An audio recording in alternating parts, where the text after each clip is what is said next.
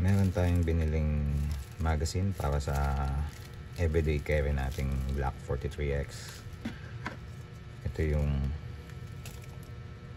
PSA Micro Dagger, 15 rounds. Buksan natin.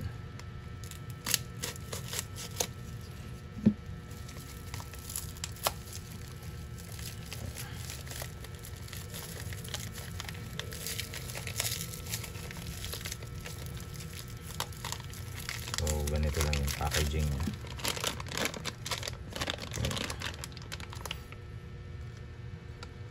PSA Micro Dagger, 15 rounds magazine.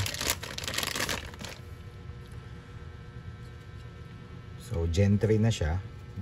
Upon checking sa website, ito na yung nilabas nilang Gen 3 magazine. Ang kagandahan dito, polymer yung part na tumatama sa mag catch, kasi tulad lang din nung stock magazines ng Glock 43X. So compare siya natin.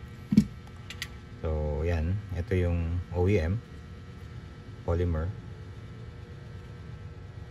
kasi yung mag catch ng Glock polymer siya, kaya hindi natin kailangan magpalit ng mag catch na steel.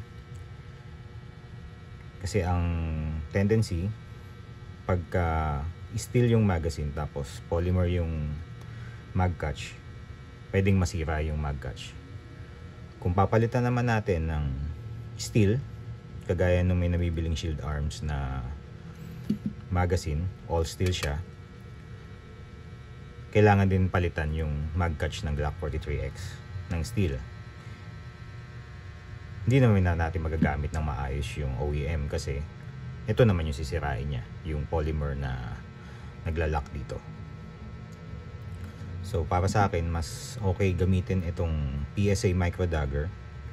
So PSA means Palmetto State Armory, dahil meron silang nilabas na Micro Dagger na subcompact 9mm, 15 rounds. So ito yung original magazine niya, at magagamit din natin siya sa 43X.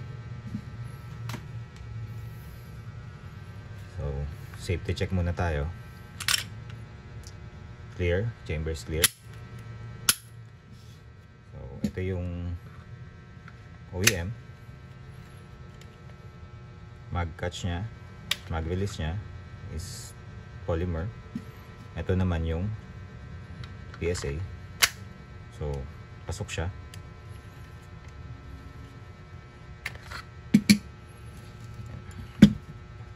Same ang laki niya, pero 15 rounds yung capacity compare sa 10 rounds ng OEM. Meron din siyang count indicator kung ilan yung laman.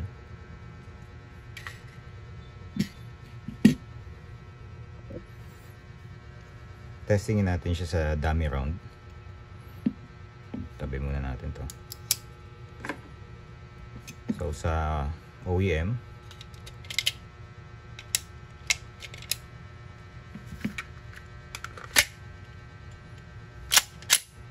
loaded.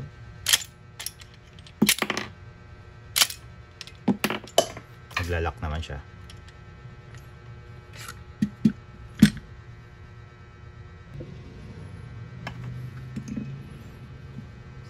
Sa PSA,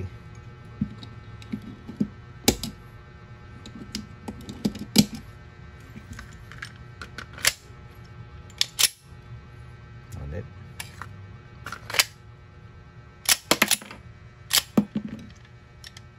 Nag-slide lock din siya. Kagandahan din sa PSA Micro Dagger magazine, meron siyang red follower. Parang katulad din dun sa OEM ng Glock Gen 5 na may orange followers, para mas madali nating makita kung mag-check tayo ng chamber. Makikita mo rin on the side kung empty na yung magazine, and then check the chamber. PSA, bright yung pagka-red niya. Saka may kaibahan din siya na napapansin natin sa OEM plain lang yung tong base pad nya. Dito sa PSA Micro Dagger meron siyang parang siyang cut dito na pwede nating hawakan pagka mag-release tayo ng magazine. Although hindi naman siya ganun ka-importante parehas ng OEM dahil mahawakan mo rin naman kung gusto mong hilahin. Meron lang siyang extra features dito.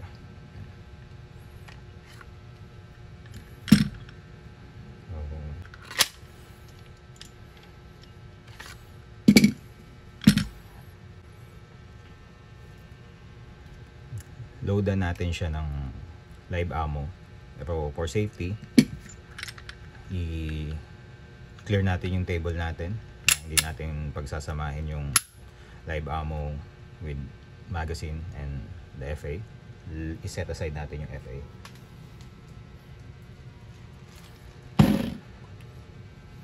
Ay gamitan natin siya ng speed loader,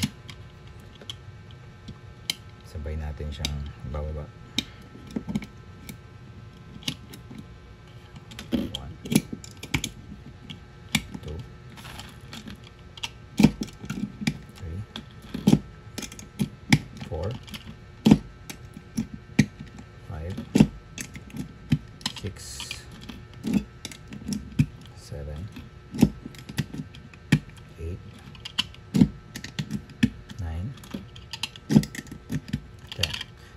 Technically 10 lang yung OEM natin pero same size siya, pwede pang mag-fit another 5 rounds dito sa PSA Micro Dagger magazine. 11, 12, 13, 14,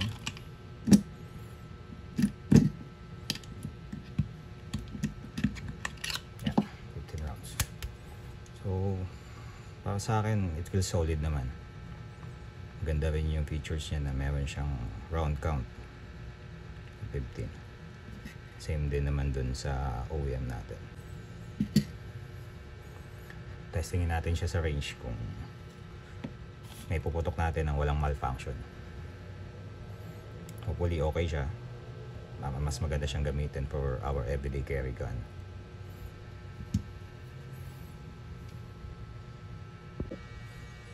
So again, itong particular model na to, ito yung micro slick finish ng Palmetto State Armory. Meron kasi yung isa na black yung finish niya. Ito micro slick, mas madulas, mas reliable, mas madaling i-insert. Two-tone lang siya dahil steel then polymer. So again, hindi natin kailangan magpalit ng steel mag release or mag catch dun sa Glock natin dahil ang mag-holds naman polymer to polymer. So hindi magkaka-damage yung polymer mag catch. Tin-stock yung mag catch and mag release, at the same time magagamit pa rin natin yung OEM magazine natin na Glock. Nababasa ko at naririnig ko sa ibang review na hindi daw ganun katibay yung base pad. Nagpo-form siya, nagbe-bend siya ng ganyan. Pero wala pa namang senaryo na natanggal siya during firing. So I think hindi naman siya ganun ka-problema dahil dito sa Gen 3 mostly na-fix na nila yung mga naging problema. May mga bagay silang binago sa mga part na to, yung mga naging issue before. Try nating i-load yung OEM, makita natin kung magkakaroon din siya ng ganitong gap.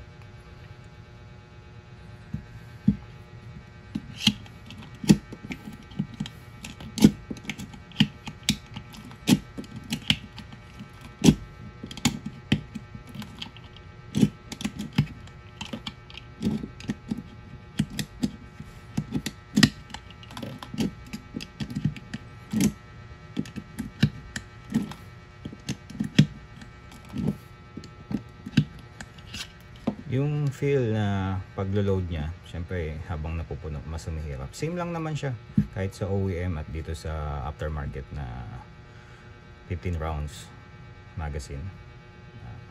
Kaya importante meron din tayo nito, mas mapapadali na i-load natin siya.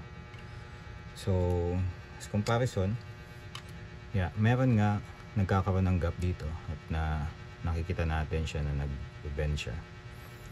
Pero hindi naman siguro to the point na tatalsik na lang yan. Kasi yung OEM talagang intact siya. Meron din nagmagalaw, pero hindi katulad nung dito sa aftermarket. Pero so far, lahat naman ng napanood kong review sa YouTube na gumamit ito, ini-stay pa nila ng months sa storage nila itong loaded magazine. After nun, ipinatok nila. Wala naman naging issue or whatsoever. Kaya para sa akin, ito yung napili ko para sa EDC. Dahil nga dun sa reason na ayokong palitan yung OEM na mag catch and mag release ng steel. Dahil gusto ko pa rin syempre gamitin regularly for practice yung OEM na mags, which is all polymer yung exterior ng magazine niya. 15 rounds is better compared to 10 rounds. Mas mabigat lang din siya syempre dahil 15 rounds yung capacity niya.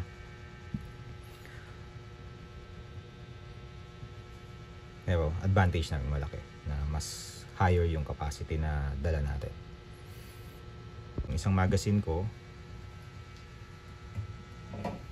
na ginagamit natin for everyday carry is loaded siya ng hollow point for self-defense.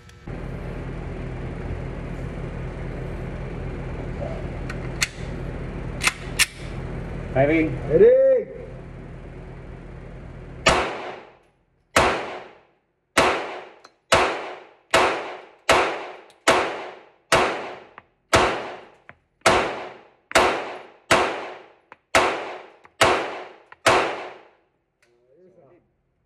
Compact po sir, 15 rounds, no?